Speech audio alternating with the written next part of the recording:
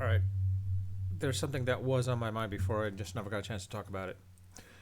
It's this new rule change in MLB as far as the shift for defensive plays. Basically, it's like moving the third baseman all the way over to second base. Second baseman moving over a little bit. Shortstop moving over to second base. Second base moving more closer to first base. Them eliminating that or kind of banning it, the MLB, I think it's a mistake. That makes absolutely no sense. First off, they're focusing more on the fact of, oh well, let's make it more an offensive friendly league more than about defense. I mean, honestly, the shift is part of the game, has been and should be. It's a lot of things that managers are paid to do to think about as far as positioning players and such. Um, so from this perspective or this aspect, actually, it's like the fact that they have to do this makes literally no sense. It's what's next. They're going to ban stealing from bases. I mean, honestly, if they want to be friendly with, make it more hitter friendly, all right, then reduce the length of the not the fields, but the fences um, closer, so you get more home runs. In reality, that's going to diminish the game even more. To be quite honest, I think it's more of a case where, like, you know what, the fundamentals are not being taught to these hitters. It's more about like getting on base. Sabermetrics has changed a lot of things as a result, to be quite honest, and that's where you're seeing more walks more than anything else, which makes sense and part of the game as well too. And I have no qualms about that. But it's more of a case where like the hitters themselves don't know how to hit, or they do know how to hit, but if they are good hitters, they'll know how to hit in the opposite direction, so that you don't have to put the shift on. For those that are just pull hitters or away hitters, basically, it's more of a case where like they need to do the opposite at that point and learn how to hit. Pretty much simple as that. Honestly, the other aspect as well too is you don't put as much uh, by putting the switch in place. You know, for defensive positions, it's more of a case where like yeah, then you don't have the pitchers don't have to worry too much. But you know what? If you want the pitchers to have more of a um, standpoint of being more defensive, let them let them learn to pitch more. But also at the same time, you know what it is. The I think it comes down to also another factor is there's not enough pressure put on the pitchers. Basically, what I mean by that is basically people on base.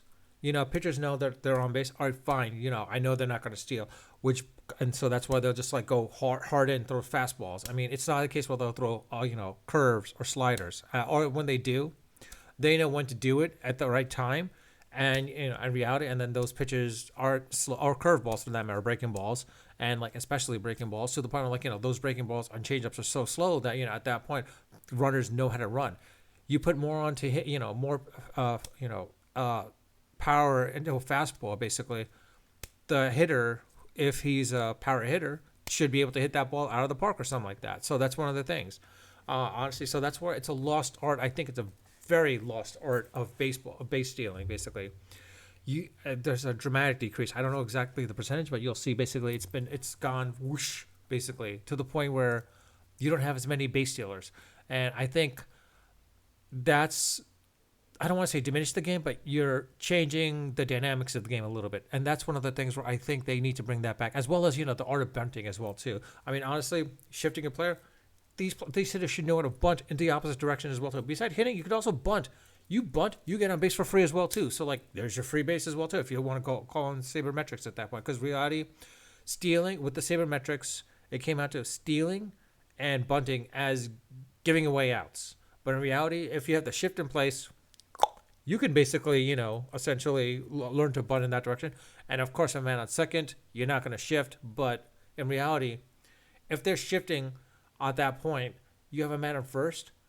He runs and goes at that point. If he's on second, that's putting more pressure on the pitcher at that point, as well as making sure that the shift doesn't occur. From the other perspective as well too is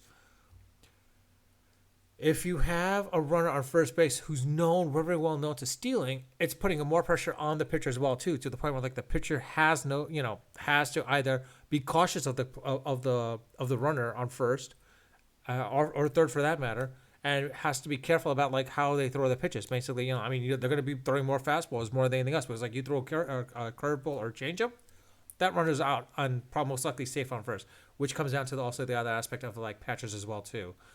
There's not as many defensively good catchers, and when I mean defensively, I mean more of an effective case of they know the game calling aspect, but it's more of a case of also throwing out base runners. That's another big factor too, and that's where like Molina was great at. Um, so that comes into play. Like I'll admit, Mike Piazza wasn't that great of a catcher. Honestly, defensively speaking, he was not that great. Offensively, he was up there. He's Hall of Famer, but defensively, not so great. Like he was definitely no Johnny Bench, and whatnot. So I think the by the MLB removing the shift is a very very big mistake, and the other aspect is as well too. Bring back base stealers. I mean, you're saying that base stealers aren't that great. I mean, it's not good for the game. Then why is Ricky Henderson in the Hall of Fame? I mean, or at least I think he's in the Hall of Fame. But the fact is Ricky Henderson, Ty Cobb, Otis Nixon, they changed the dynamics. So like, actually, you know what? Here, we can even go back to 2004 to the ALCS game with the Yankees and Red Sox. Red Sox are down 3-0 in the series. The last like their last out or something, or last two outs basically. The manager Dave Brown on first base. I mean, Dodgers manager back then when he was playing with the Red Sox, he was on first base and he's known as a base runner. What does he do? He steals second. By stealing second, he changed the dynamic of the game as well as ultimately the series because he was able to steal second, Mariano Rivera had no choice but to start pitching straight in, and as a result, boom, throw more fastballs than splitters and his cut ball. From that aspect, and because of that, boom, the hit was, and also the other aspect is Mariano Rivera now at this point with the man at second base, he's like more conscious, like okay, I got to be careful here. I give a hit, they tie the game, and what happens? Basically all that got into the pitcher's head at that point too. So that's what it is. So like I think base stealing should come back. I think the fundamentals of base stealing should be retaught again, or at least